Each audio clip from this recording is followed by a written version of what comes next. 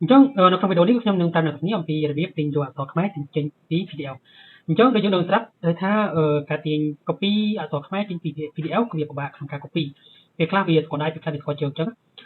យើងអាចទាញបានវិធីច្រើនយ៉ាងទីមួយគឺយើងអាច upload ចូល Google Drive ហើយយើងបើកជាមួយនឹង file dot ក្នុង Google Drive ហ្នឹងហើយយើងដាក់ PDF ចូលហើយវានឹងចេញជាអក្សរខ្មែរយើងអាច copy បានប៉ុន្តែ copy ហ្នឹងគឺពេលខ្លះគឺវាពិបាក copy វាអត់មាន vertical format បាន100%អញ្ចឹងyes យើងចូល copy ជាមួយអង្គុយរៀបនៅក្នុង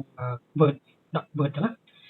វិធីទី2គឺយើងអាចទៅរក tool តាម free website គេអាចឲ្យយើង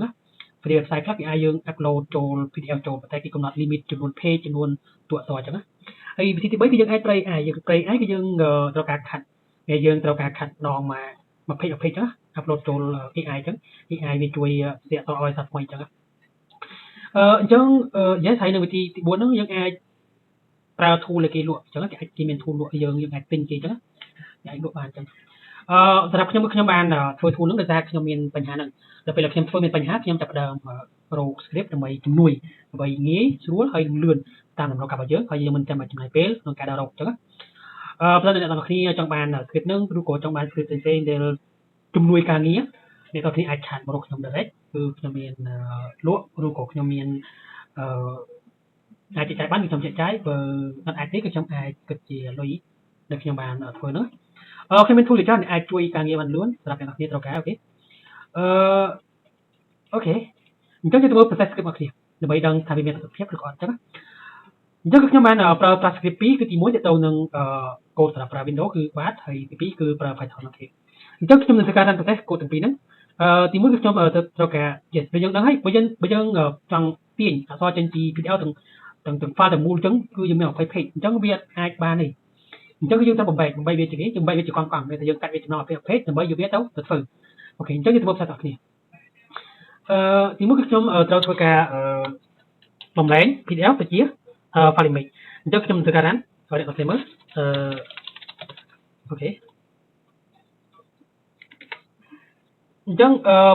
PDF របស់ខ្ញុំគឺមាន20 page អញ្ចឹងយើងគិតទៅយើងបាន1 page មួយ file image អញ្ចឹងយើងអត់20 page យើងបាន20 file image អញ្ចឹងយើងមើលពិសេសអូខេ ready បានអញ្ចឹងយើងទៅមើលបាត់ file ហ្នឹងអញ្ចឹងយើង just អញ្ចឹងយើងធ្វើការ run បំបែកវាចេញជាអក្សរខ្មែរបើយើងទាញវាចេញជាអក្សរខ្មែរអញ្ចឹងខ្ញុំដូរឈ្មោះដោយសារ script ខ្ញុំគឺខ្ញុំប្រើឈ្មោះហ្នឹងអូខេ image អញ្ចឹងខ្ញុំនឹងធ្វើការ run ខ្ញុំធ្វើការ run ទាញអក្សរចេញពី PDF អូខេអញ្ចឹងខ្ញុំបានធ្វើការទាញអញ្ចឹងខ្ញុំនឹងធ្វើការ run ជាមួយ file មួយទៀតគឺ file bash អញ្ចឹងយើង copy ប្រទេសfile bash ហ្នឹងគឺវា run ជាមួយវាមាន result វាគឺជាមួយនឹង node អូខេយើងមើល result របស់វាអូខេអញ្ចឹង result វានេះ result វាគឺចេញជាមួយ file node អញ្ចឹងប៉ុន្តែបើយើង run បើខ្ញុំ run ជាមួយនឹង Python គឺវាចេញជាមួយនឹងMicrosoft Word អូខេត្រាប់ Python គឺវាពេលវា run ចប់វាចេញ file អូខេអញ្ចឹងយើងទៅមើល bash file អូខេអញ្ចឹងយើងធ្វើការ compare អូខេអញ្ចឹង page ទី1គឺ output page ទី1គឺយើងមើល file ដើម image អញ្ចឹងយើងមើលអក្សរអូខេ yes អញ្ចឹងយើងមើលមានន័យថាវាអត់អាចបាន 100% ប៉ុន្តែវាបាន 98 99%យើងអាចកំណត់ថាបាន 98% ទី1ដោយ 2% ហ្នឹងដោយសារទី1គឺវាបាត់ស្រាក់ហ្នឹងលុះថាតែពាក្យហ្នឹងវាមាន highlight color អញ្ចឹងវាអាចទាញចាប់ទៅបានអញ្ចឹងយើងមើលតំណែងស្នេហ៍រាជិនីទេអានឹងវាបាត់អក្សរស្អំហើយនឹងតែអញ្ចឹងយើងអាចកែតិចបានហើយយើងមើលពាក្យនេះនិពន្ធដោយហេតុឧត្តមអញ្ចឹងគឺវានៅទាំងអស់វាបានទាំងអស់អញ្ចឹងអានកថាខណ្ឌទី1គឺមានន័យថានៅមុខវត្តក្នុងប្រទេសមានអ្នកដាតប្រានអ្នកលក់នំចំណីអាហារអ្នកសូមទានបើសូមទានក្មេងតូចខ្លះរុញខ្លះយួរធំអញ្ចឹងអានមើលនៅមុខក្នុងប្រទេសមានអ្នកដាតប្រានអ្នកលក់នំចំណីអាហារអ្នកសូមទានក្មេងតូចខ្លះអញ្ចឹងមកកថាខណ្ឌទី1គឺវាត្រូវគ្នាទាំងអស់កថាខណ្ឌទី2គឺវាត្រូវគ្នាទាំងអស់កថាខណ្ឌទី3គឺត្រូវមានន័យថា 98% គឺវាត្រូវ2%យើងគាត់ទៅ double check ហើយនឹងយើង copy ទៅដាក់ក្នុង Word ហើយយើងកែ style តាមតម្រូវការរបស់យើងអូខេអញ្ចឹងយើងទៅមើលយើង run ជាមួយ Python ម្ដងPython result គឺវាចេញជាមួយនឹង Office Word អូខេអញ្ចឹង result វាគឺចេញដូចនេះ20 page អញ្ចឹងយើងអាចមើលបាន20 page នៅលើហ្នឹងគឺវាចេញ47 page អូខេដោយសារវាកើនដោយសារគេដោយសារវាមួយ page វា run ចូលវា style អញ្ចឹងយើងកែតម្រូវ layout របស់យើងចូលមកក្នុង layout ដើម្បីវាកំណត់ format អញ្ចឹងខ្ញុំនៅកំណត់ layout អញ្ចឹងដំបូងគឺខ្ញុំដាក់ 0.6 ដោយសារខាងលើហើយនៅខាងក្រោមហើយសម្រាប់ខាងឆ្វេងហ្នឹងយើងទុក space សម្រាប់ការ print យើងដាក់7 អូខេ7ហើយខាងស្ដាំគឺយើងប្រើ 0.5 មិនថាវាចេញមកខាងស្ដាំបន្តិចមកទេអញ្ចឹងវាបានទាំងអស់គឺបានអូខេយើងកែតិចមកយើងតាម41 page យើងកែតិចមកវាសារវាកាត់ទី1ដោយសារវា font ធំអូខេអញ្ចឹងអាចអាហ្នឹងគឺ font វាអាហ្នឹងគឺ font 14អញ្ចឹងអាច Ctrl A វិញដាក់ font 12អញ្ចឹងមកអូខេហើយអាចដូរឈ្មោះ font បានណាអូខេយើងអាចដាក់ឈ្មោះឲ្យបានដែរយើងដូរឈ្មោះ font អញ្ចឹងមកវាស្អាតយើងចាំបាន font អីចឹងអាចកែបានគេអញ្ចឹងយើងកែយើងលុបដោយសារវានៅលើ file Word 5អញ្ចឹងយើងអាចលុបវាបានអញ្ចឹងយើងលុបនឹងចោលមកអូខេអញ្ចឹងយើងមកថាខាន់គឺវាស្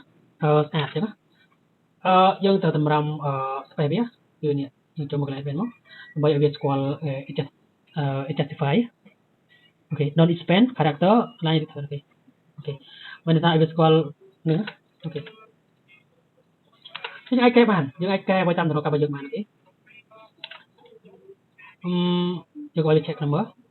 យើងយក current do not check មើលអញ្ចឹងឲ្យស្គាល់អញ្ចឹងយ៉ាយើងអាចតម្លើង font យើងអាចតម្លើងធំតូចចឹងមកយើងអាចកែដាក់ color គេឲ្យចាំបាន edit ណាអូខេ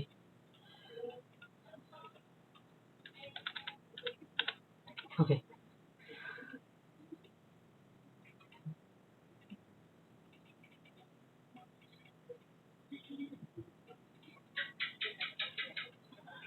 អញ្ចឹងខ្ញុំនឹងឲ្យ script របស់គ្នាខ្ញុំនឹង copy ដាក់ខ្ញុំនឹងឲ្យ link សម្រាប់អ្នក download script ហ្នឹងយកទៅប្រើប្រាស់